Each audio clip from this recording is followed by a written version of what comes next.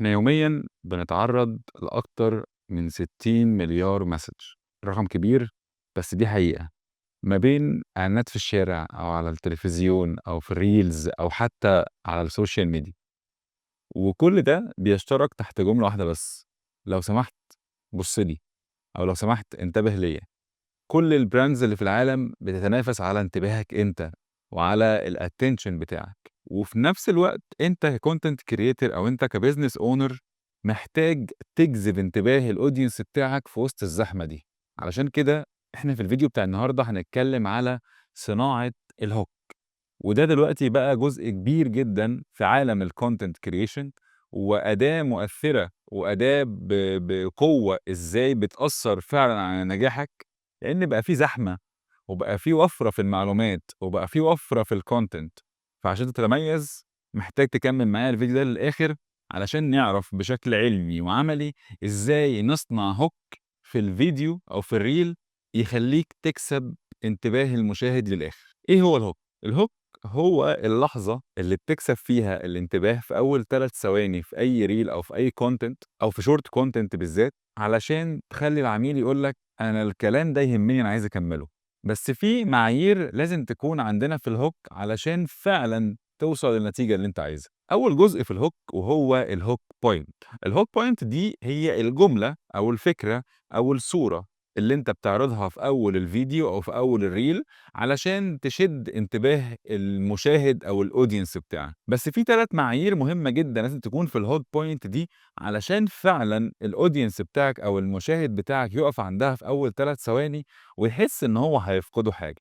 أول حاجة وهو الattention، لازم تجذب انتباهه بحاجة تخلّيه يُقف عندها، صورة، جملة، فكرة، زي ما بنشوف كتير جدًا من الhooks اللي بتطلع لنا. تاني حاجة ودي مهمة جدًا وهي الcuriosity، الفضول، تثير فضوله، تقول له على حاجة مُخّه مش هيستوعبها إزاي ممكن تحصل، وهادّيكم مثال في الآخر. وآخر حاجة ودي أهم حاجة هي الvalue. أنا ممكن أقول لك تعالَ أقول لك إزاي ممكن تبقى زي محمد صلاح، بس أنت ما لكش في الكورة، فلو الحاجة دي ما لهاش قيمة بتreflect عليك أو الhook ده ما لوش قيمة بيreflect على الaudience مش هيكمّل معاك للآخر. هادّيك مثال، أنا ممكن أكون باعمل فيديو عن diet معيّن وأقول لك في نوع diet لو كلت منه كتير هتخس أكتر، وممكن أعملها في شكل بقى hook اللي هو تعالَ أقول لك على diet عملته كلت فيه كل حاجة وكمان خسيت أكتر من الأول. ده أنا حوّلت الموضوع لشكل فيه فضول، وشكل فيه انتباه، وشكل فيه قيمة لو أنت فعلًا مهتم إن أنت تعمل diet. في الجزء ده بقى هنتكلم على الhook standards، إيه المعايير اللي لازم يمُر عليها الhook علشان فعلًا يكون مميز. الhook لازم يكون ليه standards وليه مبادئ أساسية تبقى جوّه الhook نفسه. أول حاجة لازم الhook بتاعك يكون واضح، يكون to the point. تاني حاجة يكون مميز، لإن فكرة بقى إن أنا أدّيك 10 hooks تستخدمهم وغيرك يستخدمهم وغيرك يستخدمهم، بعد وقت هتexpire، فحاول تفكّر بعد ما تتفرّج على الفيديو ده إزاي تcreate بالمعادلات اللي إحنا هنقولها الhooks اللي تخلّيك تgo viral فعلًا. تالت حاجة وهو العاطفة، لازم تلمس عاطفة الشخص اللي قدّامك بحاجة هو فعلًا محتاج يسمع عنها، زي ما هنشوف في الفقرة اللي جاية إزاي فعلًا في ال3 ثواني دول أجذب انتباه الشخص ده. رابع حاجة ودي مهمة جدًا وهو إنك تكون مفاجئ، يعني ما تطلعش في الفيديو تقول مساء الخير أنا النهارده هاعرّفكم على حاجة خلاص عدت 3 ثواني. آخر حاجة ودي أهم حاجة في الstandards هي التكرار والtesting. اللي هو ممكن ينجح معاك مرّة وما ينجحش في التانية، تبدأ تشوف وتتابع وتلاحظ وتبدأ تجرّب هوكات جديدة واللي ينجح معاك تكرره ولغاية ما يexpire تقوم مغيّره وهكذا. تعالوا بقى نفهم أصلًا مُخ الإنسان بيفهم إزاي الحاجة دي تخُصّه أو تهمّه والّا لأ في 3 ثواني. يعني الlogic بيقول لك إزاي أصلًا مُخ الإنسان بيفهم ده، الموضوع مش سهل. في 3 أسئلة العقل اللاواعي بيسألهم لنَفْسه لمّا بيشوف الhook ده، وبناءً على الإجابة اللي بتطلع automatic بيكمّل أو ما بيكمّلش. أول حاجة، هل الموضوع ده يهمّني والّا ما يهمّنيش؟ تاني حاجة، وهل الموضوع ده أصلًا سهل وبسيط ومفهوم، يعني اللي بيقوله لي أنا موصّل لي هو عايز يقول إيه؟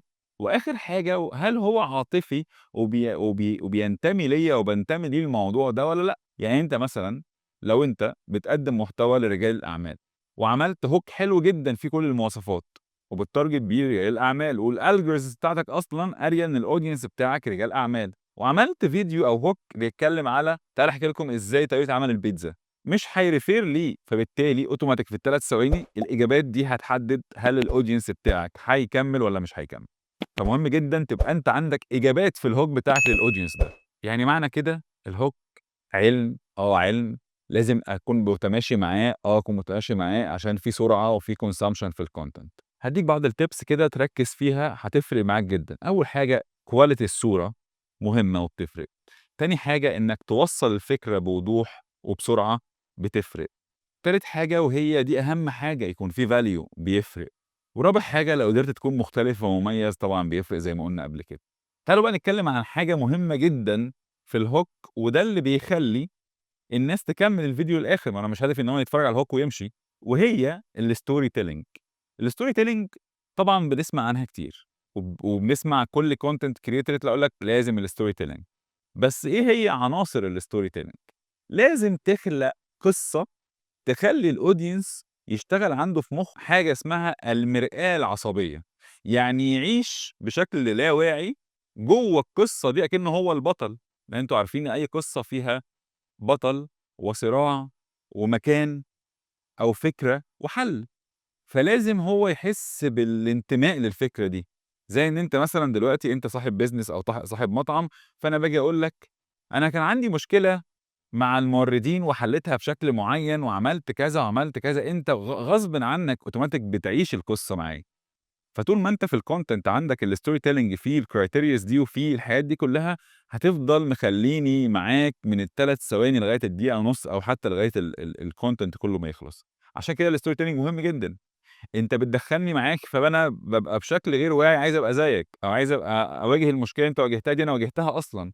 فمهم جدًا عنصر القصة، يعني الناس ما بقتش تسمع كلام مُصمت وبيانات واضحة، الناس بتحب تسمع السرد.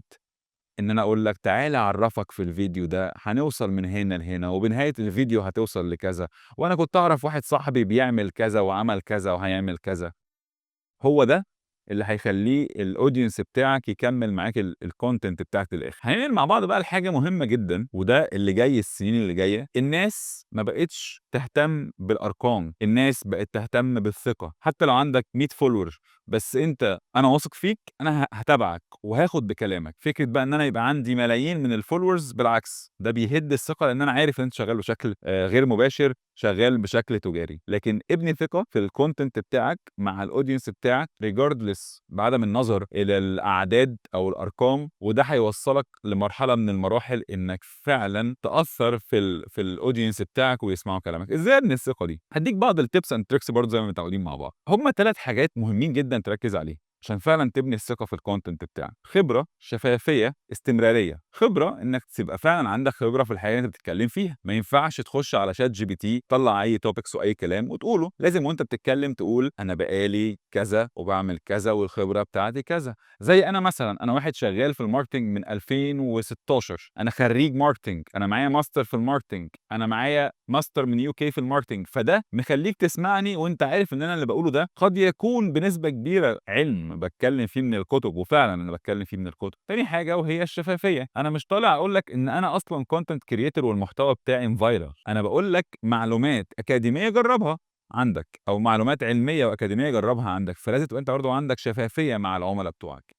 والحاجة الاستمرارية هنا، طبعًا الاستمرارية مهمة، بس المقصود بيها في الجزء ده إن أنت يبقى عندك ثبات في الpersonality والpersona بتاعتك، ما ينفعش تطلع بالcontent للناس مرّة بstyle ومرّة بطريقة وتتكلم مثلًا أنت تهاجم حاجة معيّنة، وفي الفيديو اللي بعده تدافع عن الحاجة دي. هنا ما فيش اتساق، ما فيش استمرارية، ما فيش ثبات على المبدأ، ده بيهز ثقتك مع الناس. إحنا هنا بنتكلم في فكرة الثقة، فمهم جدًا إنك تركّز على ال3 عوامل دول، خبرة، شفافية، واتساق أو استمرارية في الشكل أو في المبادئ بتاعتك، لإن خلّي بالك الثقة والمصداقية هي العملة الجديدة للعالم الرقمي اللي إحنا عايشين فيه. في آخر جزء بقى أو في النهاية هاقول لكم بعض الحاجات اللي لازم تبقى أنت كشخص بتاع business أو كmarketer تركّز فيهم. دايمًا بنسمع إن أي businessman ناجح في العالم هو بيسمع أكتر ما بيتكلّم. ده بالضبط اللي محتاجك منّه online أو digital. إزاي أسمع من غير ما أتكلّم أو إزاي أسمع وأتعلّم online؟ إنّك تشوف الcomments بتاعة الناس بتقول إيه وتطوّر من نَفْسك. إنّك تخُش على Google Analytics وعلى Google Trends تشوف الناس بتقول إيه والناس عايزة تسمع إيه. ما تحاولش دايمًا أبقى مختلف وأبقى مميز وأبقى ما فيش حاجة اسمها كده. اسمع اللي الناس عايزاه عشان تقدّمه. إحنا شغّالين عند الaudience اللي في الآخر هو اللي بيدفع لنا فلوس عشان يشتري الخدمة أو الproduct ده. إنّك تشوف الfeedback بتاع الناس على التيك توك، على الإنستجرام، في الcomments، على المنافسين بيقولوا إيه، عايزين إيه، غيّر إيه، أشتغل على إيه وهكذا. فأنت digitally اسمع إزاي إن أنا أشوف الinsights وأبني الcontent بتاعي بناءً على الinsights وعلى الneeds اللي فعلًا محتاجينها في الmarket. حاجة مهمة جدًا وبرضه دي أنت محتاج تركّز فيها، وهو إن أنت تدّي قبل ما تفكّر تاخد. بمعنى، أنا دلوقتي باعمل الفيديو ده ليه؟ نتكلّم بمنتهى الصراحة، علشان حضرتك تثق فيّا، فلمّا آجي بعد كده أقول لك أنا باعمل course أو أنا عندي agency بتعمل marketing أو بتعمل digital marketing أو، حضرتك هتثق فيّا وهتبقى فاهم إن أنا اديتك معلومات ببلاش. هي مش ببلاش، أنا بادّيك علشان لمّا آجي أطلب منّك تبقى أنت عارف في الsubconscious برضه إن أنا عملت حاجات وأنت وثقت فيّا من خلال الحاجات دي وجرّبتني وجرّبت الحاجات اللي أنا قُلتها دي في الcontent بتاعك وفعلًا حصل فيه تغيير.